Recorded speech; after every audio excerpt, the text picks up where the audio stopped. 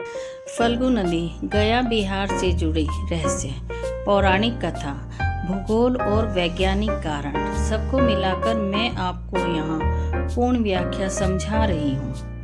फल्गु नदी का रहस्य क्यों? यह नदी अधिकांश समय सूखी रहती है। फल्गु नदी भारत की सबसे रहस्यमयी नदियों में से एक मानी जाती है। गया में यह नदी कई किलोमीटर तक केवल रेत के नीचे बहती दिखाई देती है। ऊपर से इसका तल बिल्कुल सूखा नजर आता है। यह रहस्य वैज्ञानिक, भौगोलिक और पौराणिक तीनों कारणों का संगम है। पौराणिक कथा। सीता माता द्वारा फल्गु नदी का श्राप। सबसे पहले कथा रामायण काल की है। घटना का प्रसंग।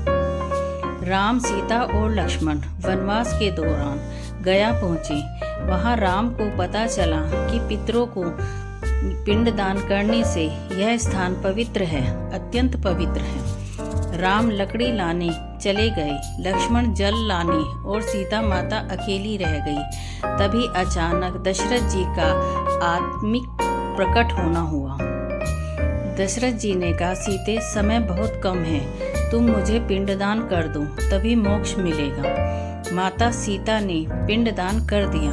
जब राम और लक्ष्मण लौटे तो उन्होंने पिंडदान न होने की बात कही, क्योंकि वे उपस्थित नहीं थे। सीता माता ने कहा, मैंने पिंडदान किया है।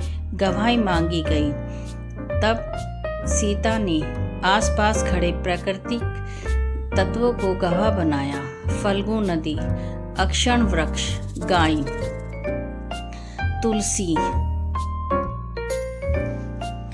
ब्राह्मण। परंतु इनमें से किसी ने भी सीता की बात की पुष्टि नहीं की, सिवाय गाय और अक्षण वृक्ष के। तब माता सीता ने श्राप दिया, फल्गु नदी को श्राप, तू ऊपर से सूखी दिखे, पानी रेत के नीचे छुपा रहेगा। अक्षण वृक्ष, पीपल को आशीर्वाद, तुम साक्षी के रूप में पूजित रहोगे। गाय को आशीर्वाद, तुम में देवताओं का वास होगा। तुलसी और ब्राह्मण को भी वरदान व श्राप अनुसार फल मिले। इसलिए आज भी फल्गु नदी दिखने में सूखी रहती है, लेकिन रेत हटाओ तो नीचे पानी बहता है। वैज्ञानिक और भौगोलिक कारण। भू आकृति। फल्गु नदी गया के पास एक उथले मरुस्थलीय जैसे संरचना से होकर गुजरती है, जिसकी मिट्टी में महीन रेत और सिल्ट अधिक है। इससे नदी का पानी भूमिगत हो जाता है। वर्षा कम, जलधाराएं कमजोर। यह क्षेत्र मानसून पर निर्भर है। पानी कम मिलने पर नदी रेत खींच लेती है और ऊपर से सूखी लगती है। उच्च तापमान और रेत की शक्ति। रेत पानी को नीचे सोख लेती है और ऊपर का हिस्सा सुखा देती है, जिससे ऐसा प्रतीत होता है कि नदी सूखी है पर अंदर जल बहता रहता है। यह फ्लश फ्लो वाली नदी है। बहुत भारी बारिश में अचानक भर जाती है और धीरे धीरे पानी नीचे समा जाता है। धार्मिक महत्व।